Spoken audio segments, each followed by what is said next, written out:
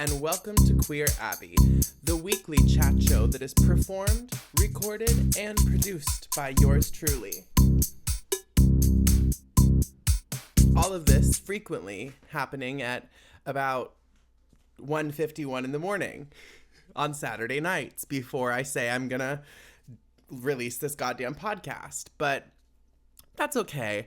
I think that we are coming to expect and accept this manic middle of the night kind of energy from me. Maybe that's what this show is about, is gathering around at 2 a.m. to hear the things that I have to say when my brain is only about 20% working. It's like some sort of midnight mass where I act like an ass and I make rhymes like that. And also, I look pretty. If you're watching the video format of this episode, you can see that I look just absolutely stunning and gorgeous. So you're welcome for that part as well. Aren't you glad it's a visual podcast? I am. So anyway, thank you for being here with me. I appreciate you for tuning in each week. You know, it's viewers like you that make it possible with your contributions to PBS. One of the most prominent memories I have of this past week is working on my performance for my laptop ensemble. We're doing audio technology related stuff, and then we're going to do some sort of performance. We were really broadly tasked with just using patched software to do any sort of performance. And so we're going to do some sort of looping where you record a sound in front of the audience, just into a mic, like I'm talking right now, just and then we're going to edit that sound live and then make a song with it, basically. There's going to be more complexity to it than that. But yeah, I'm excited to show off the skill set that I have learned doing this degree path of audio engineering and get a chance to perform in front of the school. Although it is certainly nerve-wracking. And all of my classmates that I am performing with, it's me and 3 other people. And they are nervous, mama. It's hilarious. I love it because we're all feeling that tension of oh my God, what are our classmates going to think of us and what we, do here with our time? And it's just such a natural fear that you have being a performer, or even just being in school in general and having your peers and the weight of their judgment weighing on you. But circling back to the fact that I'm excited about having the opportunity to perform, and I think that we're actually going to do something pretty cool with our idea of looping. I don't want to spoil too much in case anybody that's watching this wants to come to our performance. It's going to be on March 13th. That's a Friday. That's coming up in just a couple of weeks at noon, I believe. So that could be a lovely time for you to come see me do a funny little performance. And yeah, we're going to be using our deconstructed voices to create a song. We're going to reconstruct the sounds from our voice into something that's recognizable and cool right in front of you. So yeah. Things with my other film projects and music projects are moving right along as well. The film noir that I'm working on, that's being produced by students in the film school, they have given me the rough cut now, and me and my lovely classmate Walter, who I'm working on this composition with, we got together and we started scoring the rough cut of this film. And that was really fun as well, because I got to go into the little mixing kind of room. I don't know. It's just a room with a nice computer and some speakers. I got a burp. Hold up. And we put up the film on a projector, and I got to just play piano along to it in real time, and we mic'd up the piano so that I played these chords that I thought made sense and some different little gestures and everything while the film is happening. And then we used that and chopped it up and added crossfades, and it was just a lot of fun to collaborate with another person and get into a studio environment like that.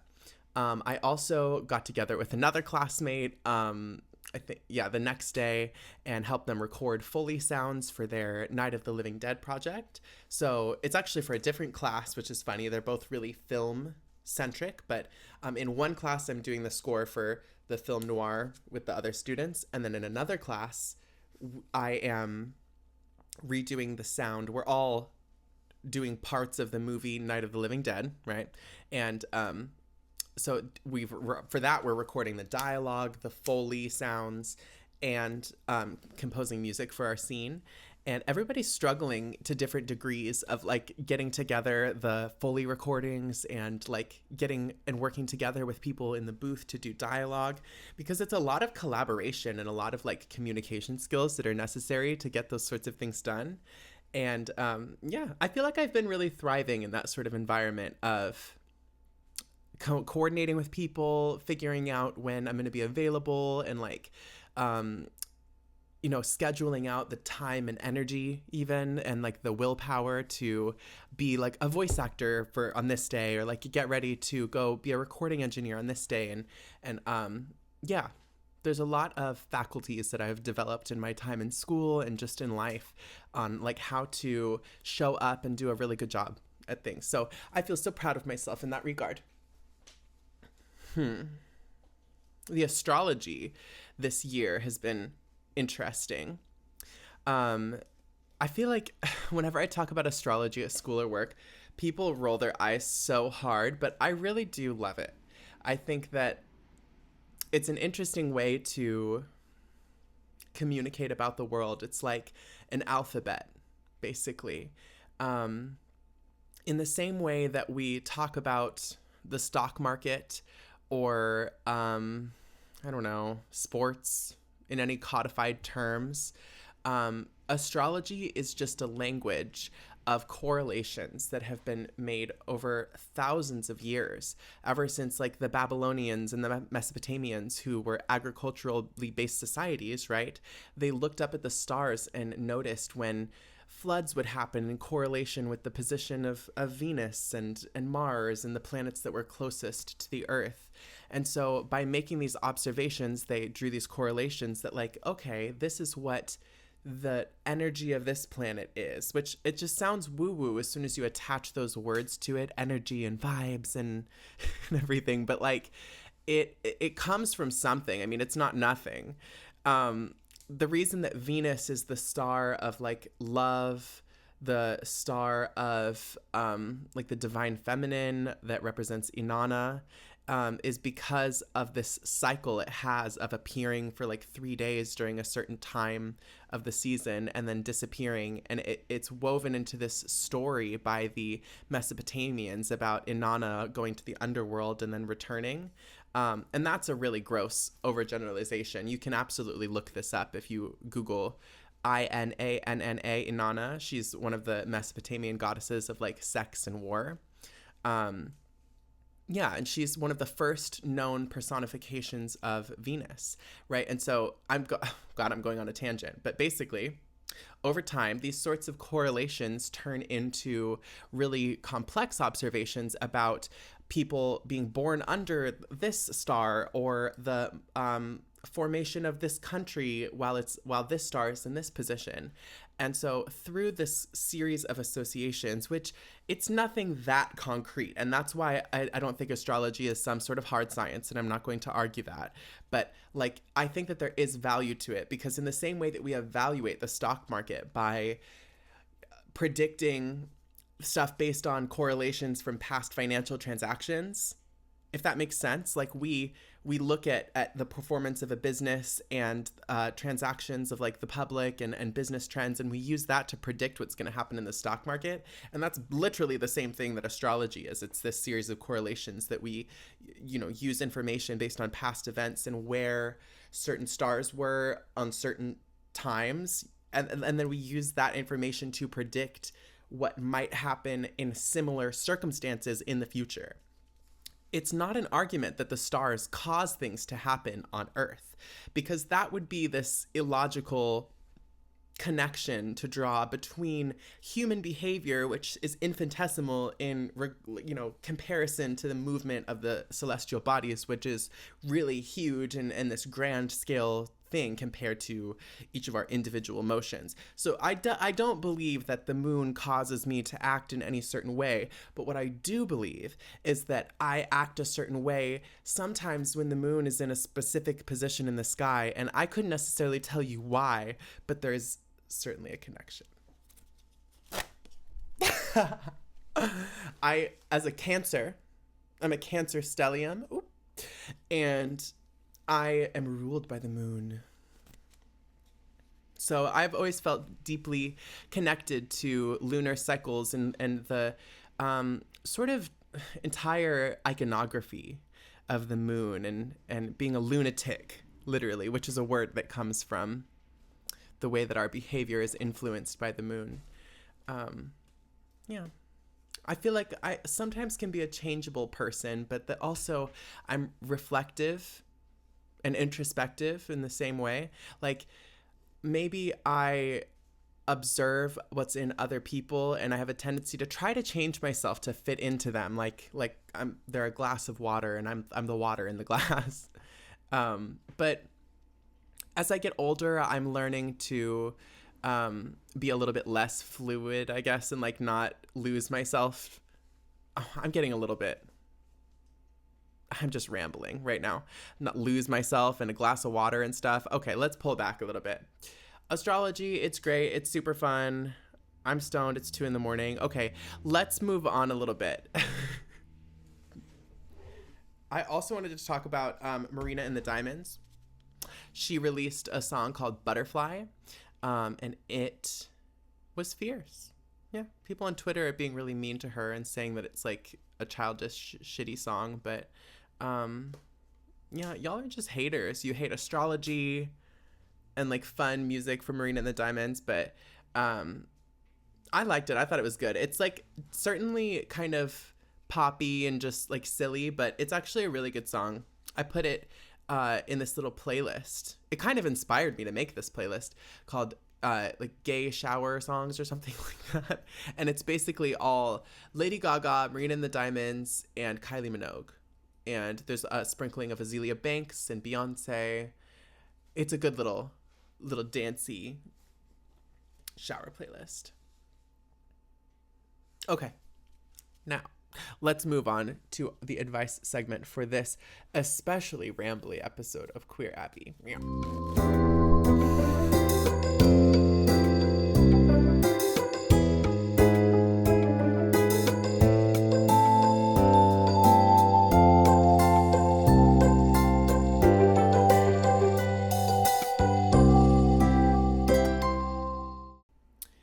And welcome back to the advice portion of, I forgot to say, it's episode 39 of Queer Abbey. Oof. Thanks for bearing with me on this one. I am low-key on the struggle bus because it's, 2 a.m. on Saturday. It's okay. I keep doing it to myself. I'm like, oh no, I don't have to record a damn podcast. It's literally something I choose to do. Anyway, the first caller asked Queer Abbey, how do you handle being the only single person that you know? My last single friend just got into a relationship. She also happens to be my best friend, so that may be why I'm feeling extra affected. Both my entire friend group from college and high school are in relationships. About 15 people total. Up until a few weeks ago, I felt so fulfilled by my non-romantic relationships. Suddenly, I find myself wanting a partner simply because I feel left out. Damn. Well, as a freaking homosexual, I have to say I do know what you mean. The feeling of being unwanted, I guess, because that's kind of what it is, Everybody wants to be in a relationship because we live this fantasy as humans that we are going to be chosen by somebody and they're going to like unconditionally love us and just like hold us up and choose us above everything. And I hope that that's true, and I think it is true for some people, but in reality, it's not true for everybody. I don't mean that as a super cynical and evil thing to say, but like love exists in lots of forms, and it's not always in the form of one monogamous long-term partner forever that's like exactly how you imagine it, you know? Love is oftentimes in the form of the person who, you know, brings cookies to work, or the male person who, I don't know, like always makes sure to wave to you when they see you. Like that's the kind of love that is guaranteed in life, is the kind that is familial and amiable and contextual like that, like to your life. But yeah, a storybook romance is not guaranteed, unfortunately. Okay, so then moving into the point about your social circle. Aside from the fact that they're getting into relationships, it sucks if you feel like your friends are sort of like leaving you out or not hanging out with you because they're in these relationships. I think that's the kind of frustrating side effect of like people, you know, falling in love basically. And I get the feeling of like wanting to experience that because you're watching other people just like, oh, like this must be fun. Like they're spending all this time with this partner that's just like do they just have sex, or like what's going on here? And for my entire like high school existence, I remember like really desiring a relationship so much. And then after finally being in one, I now realize that like relationships are like anything else. Like it is just what you make it. Like being in a relationship doesn't guarantee anything. Like you being happy in a relationship is contingent upon you being a happy person and picking a happy relationship to be in, you know? So I would definitely not, I think you know better. Like it sounded a little bit sardonic the way you were like, now I just want to go get in a relationship because my friends are all in one. But like, don't do that. I think that honestly, more often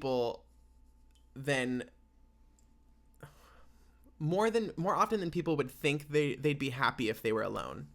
Do you understand what I mean by that? Like everybody thinks they need to be in a relationship, but actually like, no, you don't. I think you'd be perfectly fine if you maintained your friendships with these people and maybe like communicated about the fact that you feel like a little left out or something. I don't know. Maybe that's not a great solution because I don't know realistically how people would accommodate that or react to that. So yeah, I don't know. Go get you a filler partner to entertain yourself, I guess. That's what you should do. I've certainly been that person for people in the past. Yeah. Well, moving on to the next question. The second caller asked, Queer Abbey, how did you quit vaping/smoking nicotine? I've been around some friends that vape, and a while back, I picked up the habit too. I try to quit, and I end up going back. What method helped you quit for good? For good, honey. Getting rid of everything. I mean, I quit smoking cigarettes, like, was that 2 years ago or something, and change? Like actual real good cigarettes. And then I started just vaping for a year, and then I've been off of that stuff for, yeah, oh my God, over a year now. It's been a year and since the beginning of New Year's. So I threw everything away. It was coincidental with me really processing this breakup as well. I was with this ex for a while that I lived with, and there was so many things that went awry in this relationship, and I was finally realizing that like we were never going to get back together, and that like this person is just probably not really good for me to be around. And I was, you know, kind of acting crazy and everything, and I decided to quit smoking because I thought, why not? You know, like everything sucks already. So like, why not sort of add to the misery of everything and just compound it with this quitting smoking? Because then maybe I'll get something good out of it. I'm guaranteed some benefit from the pain of this breakup, because I can basically submerge the pain of quitting smoking within this breakup. So maybe you can do that.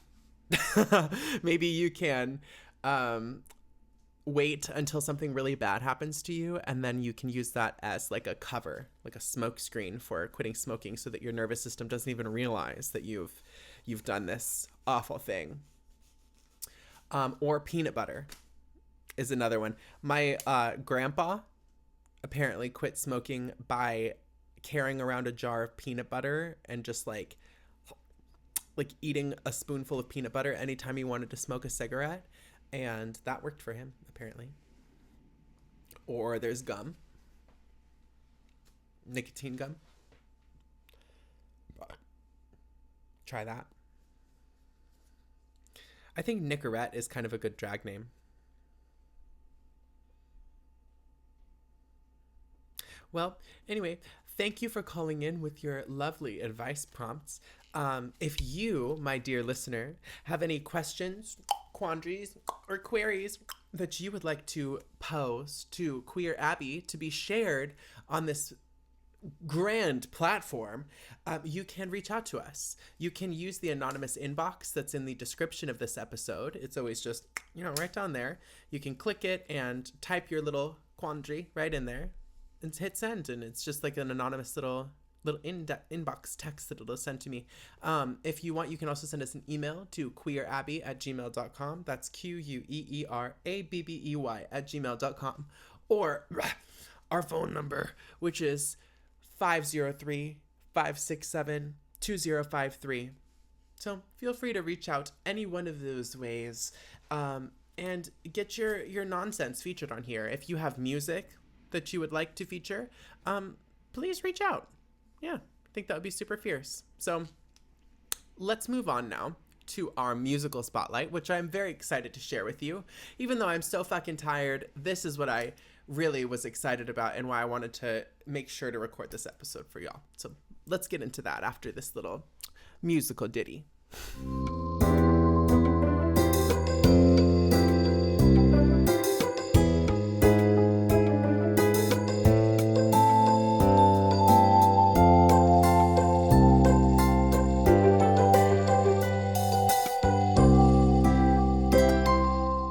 Y'all, welcome back.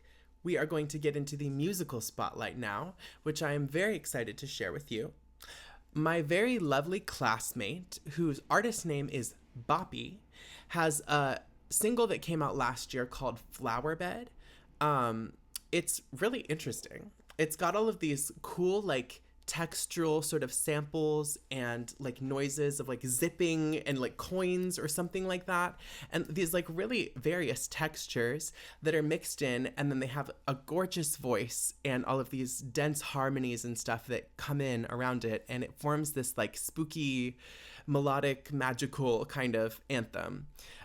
They have kind of a lot of discography on Spotify, and I was really impressed going through it. They have another song called Stars that you should go listen to. That one is just really pretty. It has this really sweet, catchy kind of melody to it. Yeah, Boppy. They're really, really good producer and singer, and it's been really fun to get to know them a little bit better this past few weeks while we've been doing these film classes and everything, because they're in my sort of cohort that of study, I guess. Cohort of study. God damn, I'm doing my best. But regardless, I'm excited to show you Boppy's music. We are going to listen to Flowerbed, and I hope that you enjoy.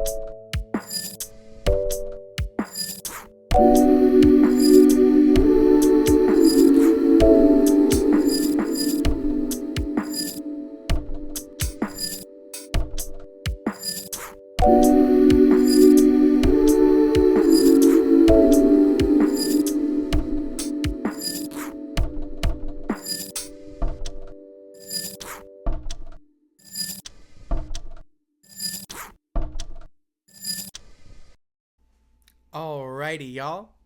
So that was Flowerbed by Boppy. I hope that you enjoy their music as much as I did. You can go check out their link that is going to be in the description of this episode. Follow them on social media and go check out their Spotify. Yeah, fantastic discography. I certainly recommend just kind of clicking through and listening to everything. I am just hanging on by a thread right now. I'm about to drop dead right after I stop recording right now. So I'm going to let y'all go. Thanks for tuning in and for listening to the music of Boppy, for talking about being a silly goose, for talking about astrology with me, and the way I don't even remember what those advice prompts that I talked about like 5 minutes ago. I don't even remember what I just talked about. So yeah, thanks for listening to all that. That's so great. Have a good rest of your night, y'all.